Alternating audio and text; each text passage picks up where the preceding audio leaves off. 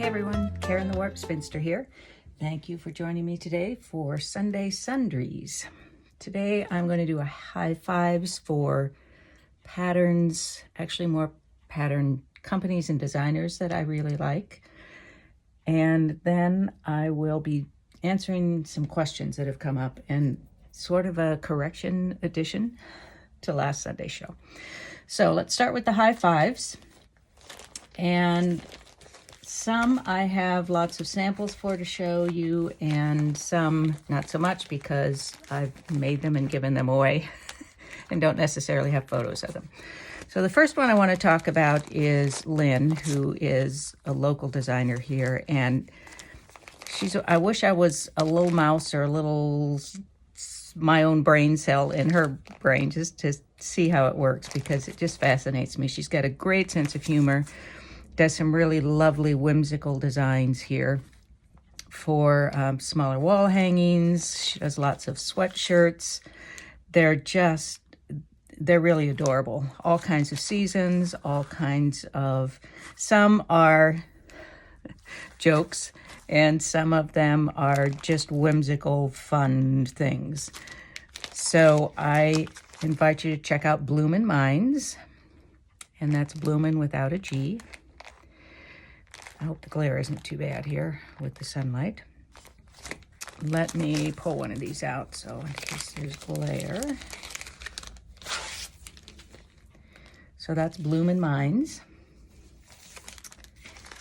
And Lynn is a lot of fun. She's just a lot of fun. The next one that I want to talk about is Atkinson Designs. And I believe Terry's daughter is now doing the designing, or at least some of the designing. This is Terry Atkinson, and I love all her stuff because her patterns are wonderful. They're very clear. She has usually patterns that are good for designers. The one that I have used most in the past is probably Yellow Brick Road, which is still in print and is a great pattern for beginners. Uses fat quarters, and it's really good for beginners. She just has very clear instructions. She does quilts. She also does bags and other related kinds of things. So if you want to see a really good pattern designer, I recommend Atkinson Designs. I've made a lot of hers, but I've given them all away. Another one that I have made many of, and I've taught classes many times, and that is for 4-patch stacked posies. I'm going to open these envelopes away from you so you don't get all the noise. And this is a pattern that uses, and she also has Stacked Posy Supreme. It uses, I think it's 4, well, you could do whatever size square you want. I usually use, I don't know, somewhere between 4 and 5. And you cut them into, you stack up 4 exactly. This is like a one block wonder or a stack and whack. So it's kind of a kaleidoscope, but it's just a 4-sided kaleidoscope. So you stack 4 of the same repeat on top of each other exactly, and then cut them. And you get these wonderful tile designs that I just love. And then she has another one where you set that in point and do another stacked design, kaleidoscope kind of design around that. They're fun to do. They're easy to do. Goodness knows I love one block wonder, but I also love these. So here's one. These are all from my stack of quilts to be quilted, and whew, there are a lot of them. Anyway, here's one that was an Oriental design fabric, and you can see it does that kaleidoscope in the center.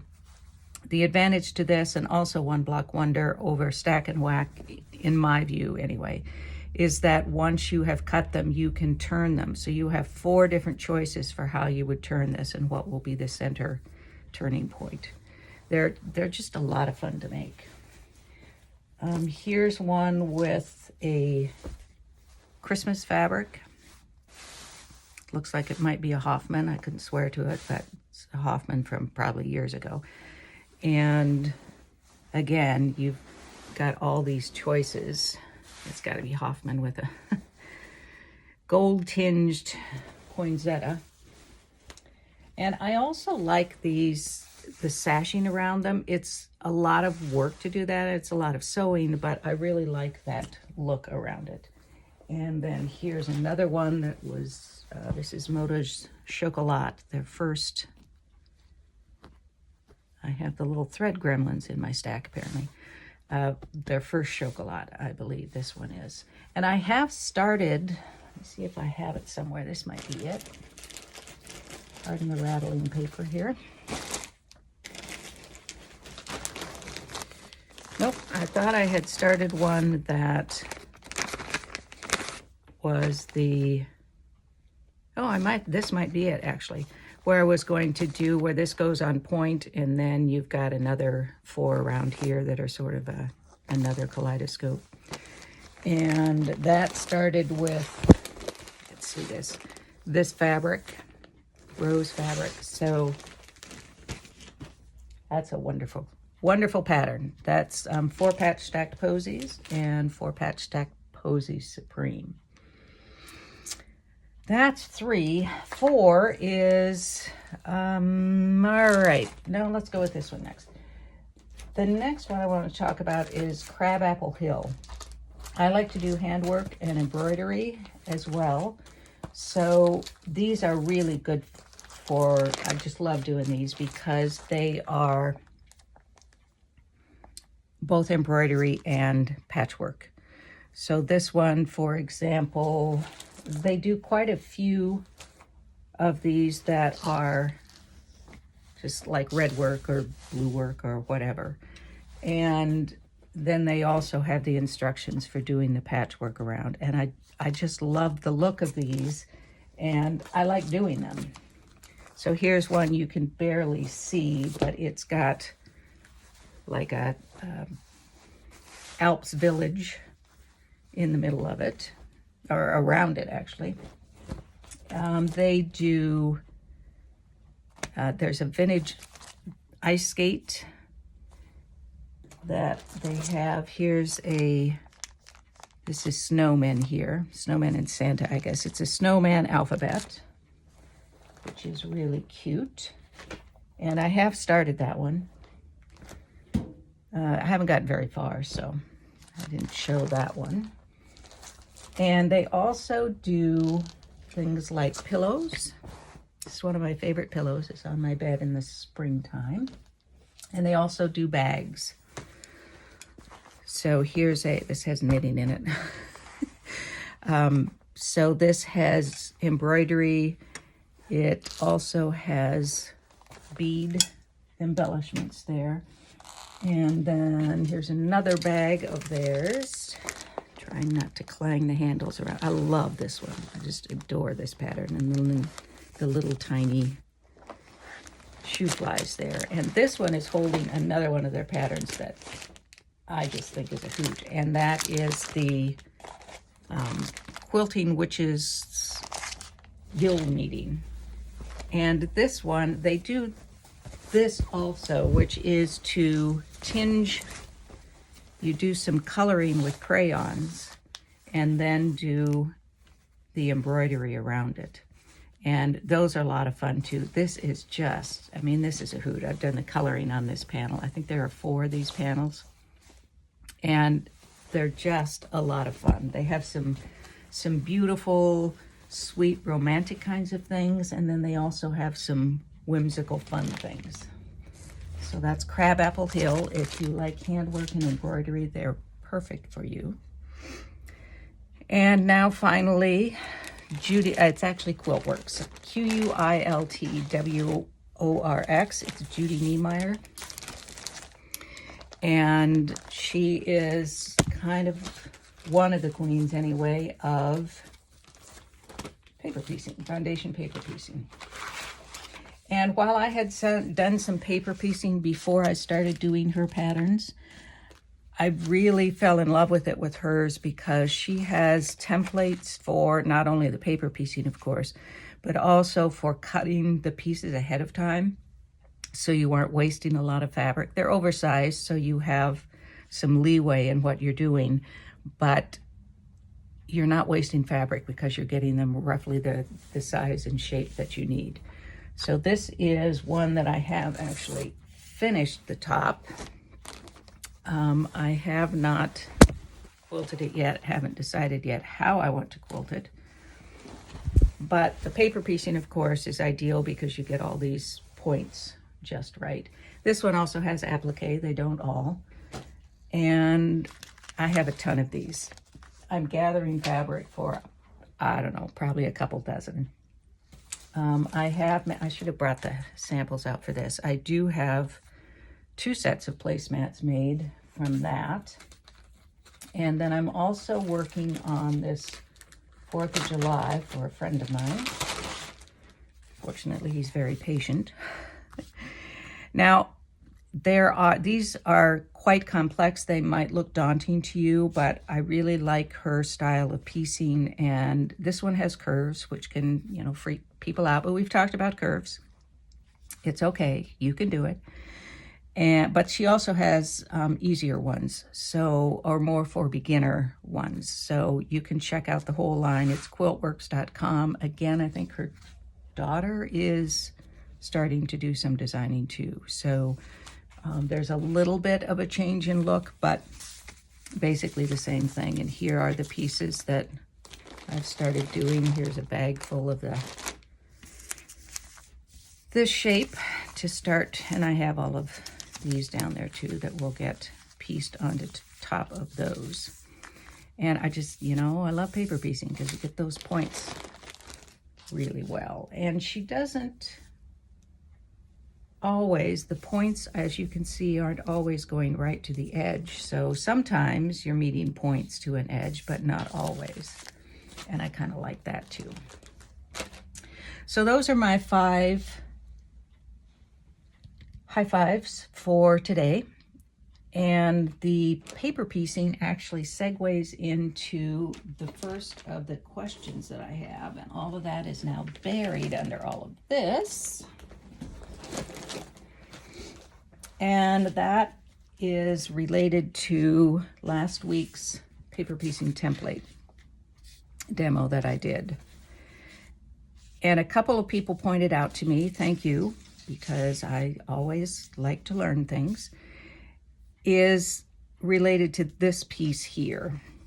So I said that you would have to do this section separately and then add these on. But as people pointed out, that isn't actually the case.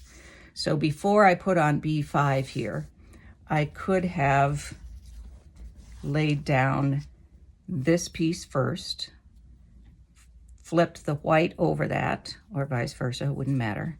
So this is going down on the template right here. So we're going to superimpose that on here. I lay one piece down, flip the other one back. Now I have raw edges here, so I can take a piece, flip it over here, and a piece over there. So you wouldn't actually have to make this a separate section. So thank you for pointing that out to me. I'm happy to pass it along. Obviously, we have some people who are better at paper piecing than I. And the other question that I'm getting once in a while is, do you have plans for these blocks that you're making in the Stash Buster videos that I do on Wednesdays? And there's a 3-part answer. First of all, my original plan was to put all of the different blocks in sort of a sampler. So it would be a sampler quilt instead of a sample book that would have examples of the pieces that I did, and I could remember then how I made them and if there were things that I maybe would do differently or color changes or whatever. And I still plan to do that. The second part of the answer is that, yes, I am planning to make quilts from some of them. So for example, the funky pineapple blocks, I have been just every once in a while, I sit down and make a couple of them. So I'm gathering those up and I'm going to put them into a quilt somehow. And I'm not sure how. I play around in Procreate a little bit to see, well, what if I put them together like this? I have done one with, I think one of the log cabin blocks that I did, tried out something in Procreate. I only have one block, so it's repeated to the same block, but just kind of how would I lay it out. And it was okay, but it was very similar to another one I did. So I will keep thinking about it. I have to decide, am I going to square these up? Am I going to leave them wonky like that? And if so, how am I going to put them together? So it's a work in progress. It's all a work in progress. I'm a work in progress. And what was the third answer? Oh, yes, the third part of that question is, you know, maybe some of them never will end up in a quilt. I may make them later on, years from now. I may not make them at all. And that's kind of the fun of play, is that it doesn't have to go anywhere. I learn things along the way. I may decide, don't like that, don't want to do it again, or, oh, I could do this differently and I would like it more. So this is play, which should really not have any end goal in mind except to play and have fun and maybe learn new things. But even if I don't, I'm playing and having fun with fabric. And that is the main point. Related to that, a couple of days ago, I finally finished doing the half square triangles. I think it was the first one I did, maybe the second one. It's all the same sort of rust color. I'll post a photo up here. And I think I did 2 or 3 related to it, where I just sliced and spliced and cut and rearranged everything. And I did finish quilting that. It isn't bound yet, saving the binding for a retreat later on in the spring. And I really like it. It's been received well when I have posted it online. So sometimes I do follow through. Not always, but sometimes I do follow through. And right now I am working on a piece. I'm doing lots and lots of half square triangles again for a new pattern that I'll have out as soon as I finish all of these half square triangles. And I'm using some fabric that I designed, which is just a really simple, a little bit of texture on colors of fabric that are my happy palette. And those are all sitting here waiting for me when this video is finished. I think that's it for today. On Wednesday, I'll be doing some more with the log cabin halvesies concept. And I have something else in mind for that. Looking forward to doing that and to seeing you then. In the meantime, as always, be well, be happy, be quilting. Peace out.